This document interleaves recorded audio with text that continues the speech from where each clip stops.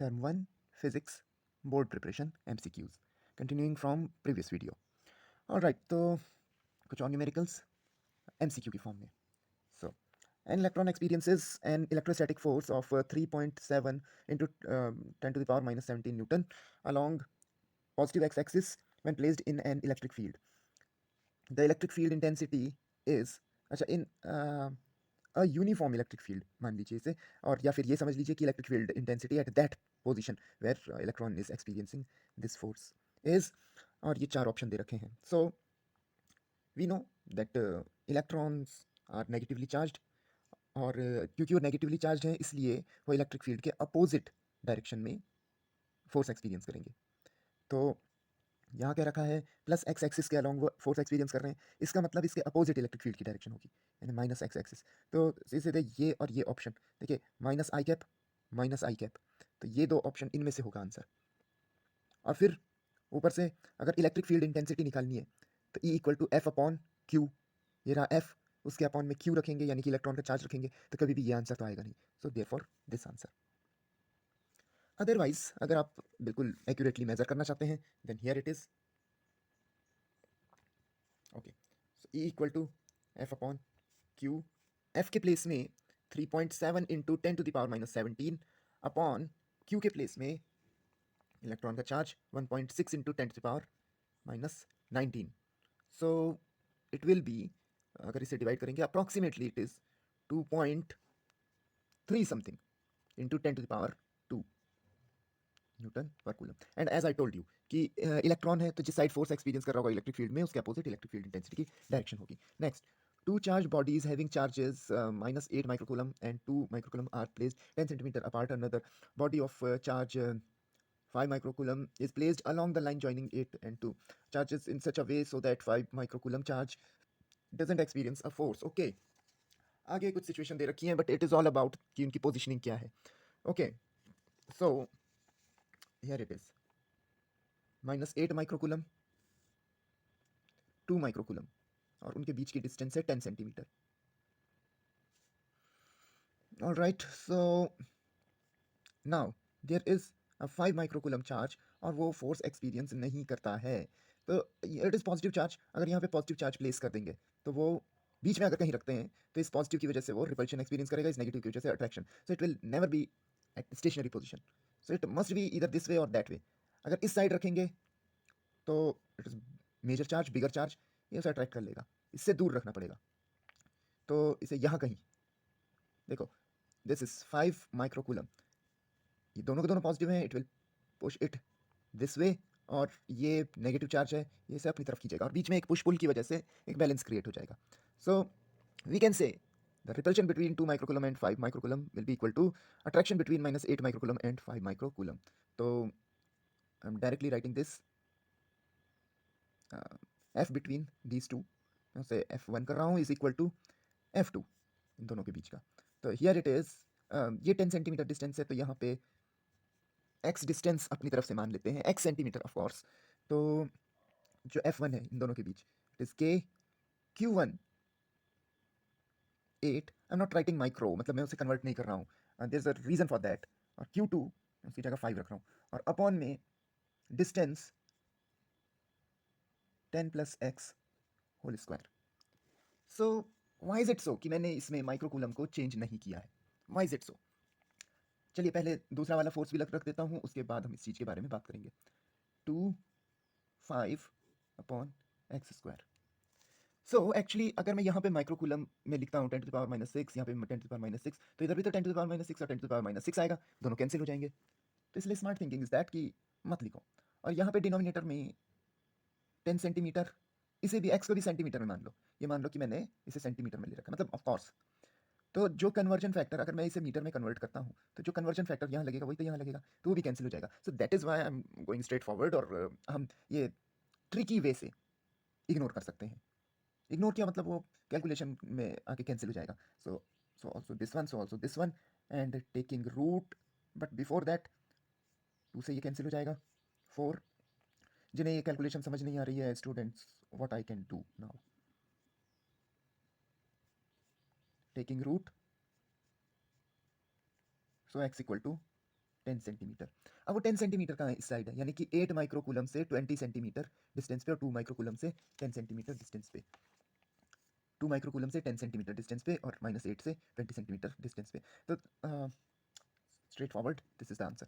तो बाकी के ऑप्शन भी देख लेना, दीज आर कंफ्यूजिंग ऑप्शंस। ये तो मैंने पहले पहले इसीलिए लिख दिया ताकि कोई कंफ्यूजन ना रहे। These are confusing options.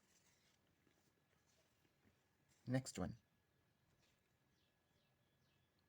2 point charges are placed, okay उसी के जैसा क्वेश्चन है एक और, समझ लेते हैं इसे। 2 point charges are placed at point A and B respectively, the separation between A B is 10 metre, magnitude of charges placed at A B are 1 coulomb 2 coulomb. ये मैंने for the sake of simplicity 1 coulomb 2 coulomb ले लिया, but कोई बात नहीं, micro nano कुछ भी लेता हो तो कन्वर्जन फैक्टर तो कैंसिल हो जा रहे थे, तो इसलिए we can a point C, O point charge C of magnitude minus 0.5 coulomb be located so that it would experience no force। वैसा ही क्वेश्चन है, फिर से वैसा ही क्वेश्चन है, तो थोड़ा समझ लेते हैं इसे क्या है इसमें। Here we have this A and this B। A पे है 1 कूलम, B पे है 2 coulomb, of course positive charge हैं, और एक और पॉजिटिव चार्ज रखना है 5.5 कूलम का, वो सी पॉइंट हो जाएगा। तो अगर इधर कहीं रखते हैं उसे पॉजिटिव को, तो इससे भी रिपेल होगा, इससे भी रिपेल होगा, कभी भी वो इक्विलिब्रियम में नहीं आएगा, रेस्ट में नहीं आएगा। तो there must be some point in between A and B, that is C, that is 0.5 coulomb.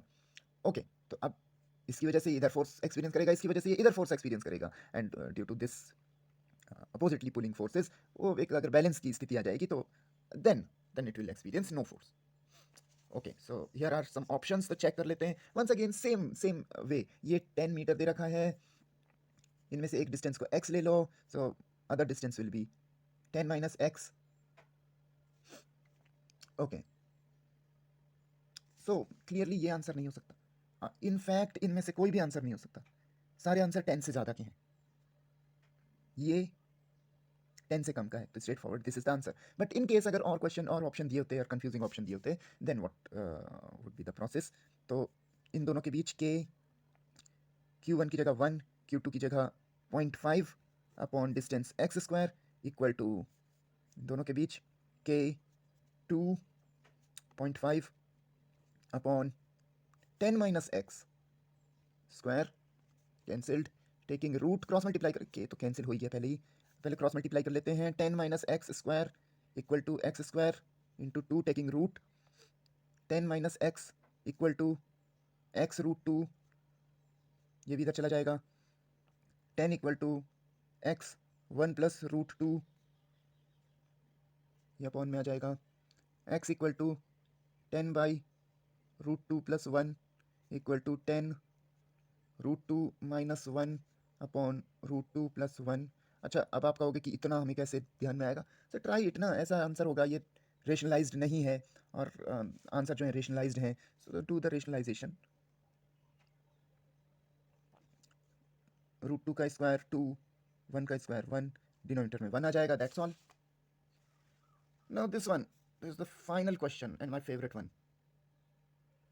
3-point charges are placed at vertices of equilateral triangle as shown in the adjacent figure. Find net electric field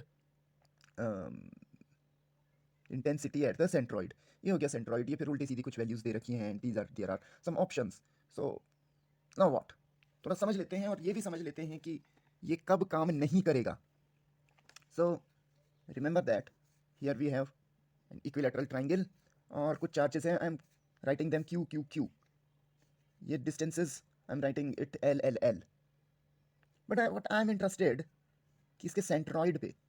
so remember, यहाँ से यहाँ तक का centroid की distance मैं are ले रहा हूँ, यहाँ से यहाँ तक आर ले रहा हूँ, यहाँ से यहाँ तक आर ले रहा हूँ। एक्चुअली आई नो कि हमें ये वाली वैल्यू दे रखी है, लेकिन ठीक है, पहले इन्हें आर रख के काम चला लेते हैं, एंड में जब हमारे पास एक कंक्रीट फॉर्मूला आ जाएगा उसके बाद हम तब देख लेंगे कि मैथ्स क्या कहती है, कैसे इन दोनों को रिलेट कर सकते हैं।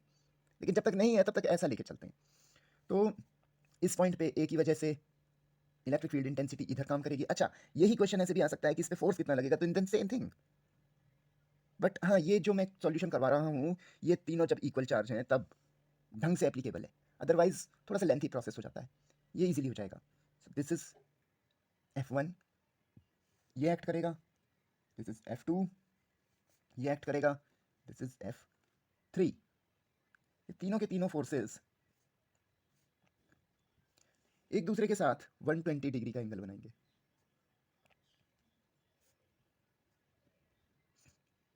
And you know, oh sorry, forces की बात कर रहा हूँ, इलेक्ट्रिक फील्ड इंटेंसिटीज एक दूसरे के साथ 120 डिग्री का एंगल बनाएंगे। और आपको पता है कि सारे के सारे सेम चार्ज हैं, सबकी डिस्टेंसेस सेम है, तो सबकी इलेक्ट्रिक फील्ड इंटेंसिटी भी सेम होगी। ओके, इसका मतलब इनमें से किसी भी एक का ई निकाल लेते हैं, दैट इज के क्यू अपॉन आर स्क्वायर, सभी के लिए सेम होगा। इस एंटायर क्वांटिटी को मैं, ठीक है, ई से शो कर रहा हूँ, तो ई टू भी ई के बराबर, ई थ्री भी ई के बराबर, ई वन भी ई के बराबर। अब ई टू और ई थ्री, पहले इन दोनों का रिजल्टेंट निकाल लेते हैं बाय वेक्टर एडिशन। रिमेंबर, जब दो वेक्टर इक्वल हों तो उन दोनों का जो रिजल्टेंट होता है वो उनका एंगल बाइसेक्टर होता है, यानी कि ये एंगल 60 डिग्री हो जाएगा, ये 120 है, यानी कि ये इसके जस्ट अपोजिट आ जाएगा, लीनियर। तो रिजल्टेंट इसके अपोजिट आ जाएगा। तो ई टू और ई थ्री का रिजल्टेंट निकाल लेते हैं। E two three is equal to root of E two square, vector addition का फॉर्मूला अगर भूल गए हो तो स्टूडेंट्स ऐसा नहीं करना चाहिए था, कॉस थीटा कॉस 120, कॉस 120 की value -1/2, E two E square, E three E square, two E three E square, cos theta cos 120 -1/2, यानी कि 2e square minus E square, that is E square, यानी कि ई, सरप्राइजिंगली इन दोनों का जो resultant है that is E, just opposite to this one, this is also E, so net electric field intensity is zero, ultimately it is zero, remember that. इसी तरीके से जो भी सिमेट्री वाले होंगे, not always but just symmetry वाले, Q Q Q Q, centre पे zero होगा, सेंटर पे जीरो होगा, रिमेंबर दैट। तो इससे टाइम सेव कर सकते हो। और लेकिन अगर इनमें से एक भी चार्ज का मैग्नीट्यूड कुछ और हुआ या नेचर कुछ और हो गया, एक भी अगर नेगेटिव हो जाता तो पूरा क्वेश्चन ही बदल जाता, या ये इक्विलैटरल ना होता, कोई और शेप का ट्राइंगल होता, तो भी आंसर कुछ और होता। सो सिंपली ये थोड़ा बी वॉचफुल कि अगर वो इक्विलैटरल